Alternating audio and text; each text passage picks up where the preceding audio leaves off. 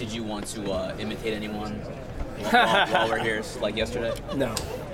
No? What was that yesterday, by the way? So no one knew it was TJ. Yeah. So when we're doing the media call, right? And then we're sitting there, and before we jumped on, Lene told me that it's gonna be me, Cejudo, and Nicole, and then they'll do another 30 minutes, and they'll do TJ and Cody, right? And so when we're doing that, I'm sitting there, and this guy goes, "Hey, what's going on? Blah blah blah blah. First question's for TJ," and I'm like, this guy wasn't listening. It's just me and Cejudo in here.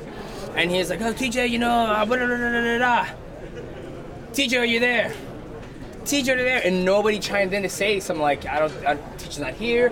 Like I said, from my point of view, well, I was told that it was just me and Cejudo. So I'm sitting there, sitting there with my buddy Rick, and I'm like, I'm gonna fucking do it. And I was like, "Yeah, man, you know what? I feel," just went with it. And so it was just fun. So I was.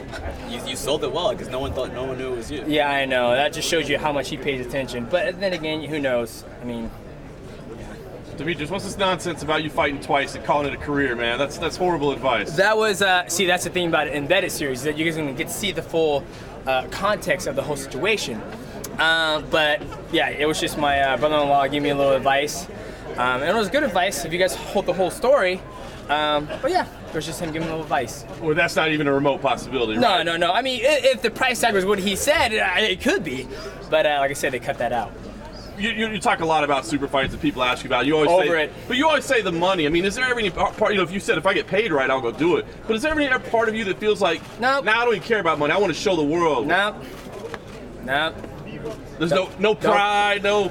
I get beat up by Mad Hume all the time.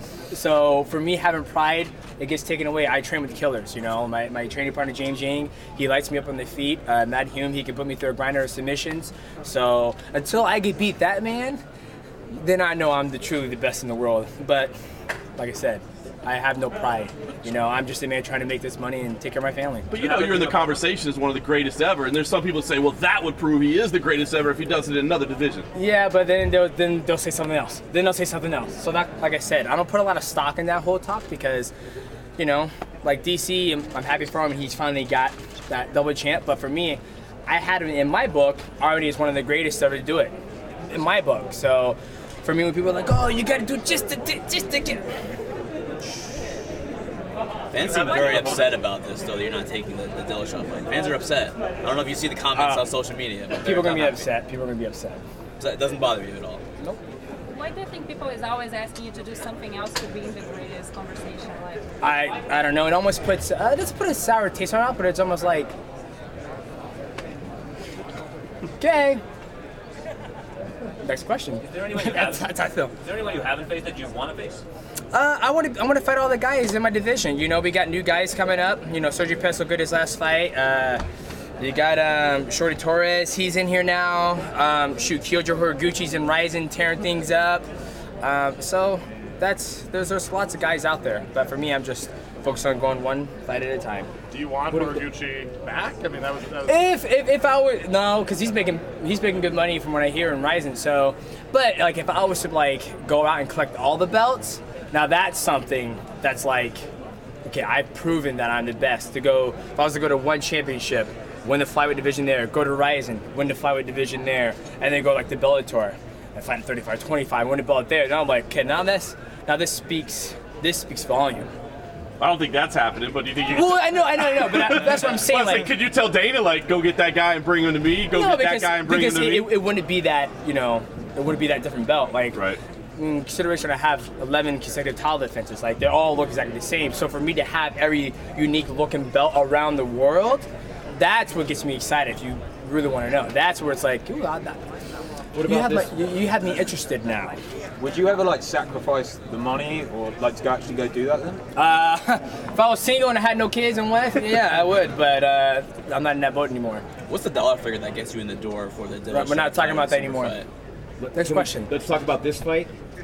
What do you This man's fucking smart. You guys will learn something from this guy. We're trying to sell this fight. One at a time, right? Let's talk about Henry and what you expect to see different from him this time and how much better he is. Yeah, so Henry Cejudo, he's had 2 years to get some more fights under his belt. He's fought Joseph Benavidez, Sergio Pettis, and Wilson Hayes. So he looks better. He looks more patient, more calm about the way he goes about his fights. But the difference between me, Sergio, and Wilson Hayes are two different beasts. You know, Sergio is a stand-up guy.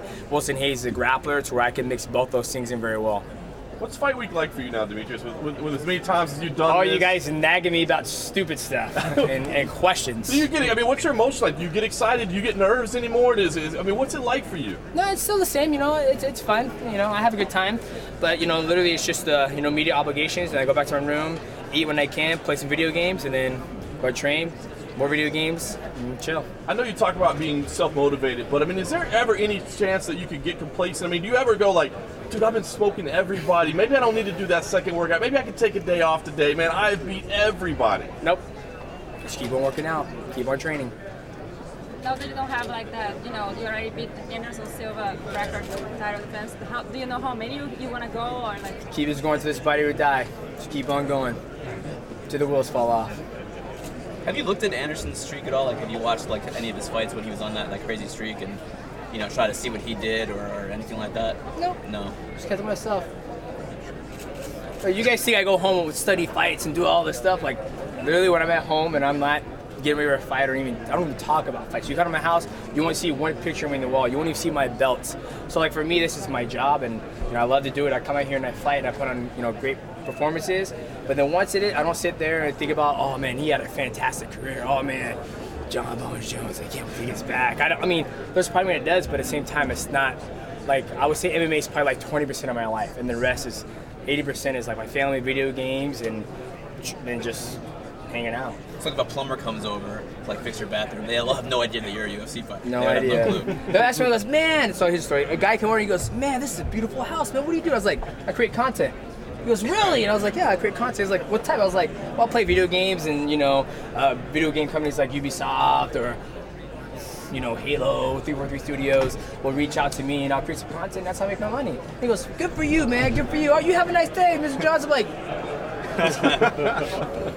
are you as passionate about that stuff as you are about fighting? What's like the percentage there? Well, so there's a difference. I'm passionate about learning about mixed martial arts and growing and, you know, getting better in my skill set. To where like with the fight and all the obligations and all that stuff, it's a fine line, right? You know, because this is, you guys look over that clickbait, da da da da da da da, and he said this and twisted words, da da da da. Have you do it for, you know, since 2011, and you see these articles, you see people say this and that, and it's like, dude, I'm over it. You can never please everybody in the world. So now that's why, you know, my video game, it's a different type of passion, because there's no way you can twist some of these words with, you know, video games. So it's hard to say. Good. Thanks, guys. Thank you, Demetrious. Thanks. Yep.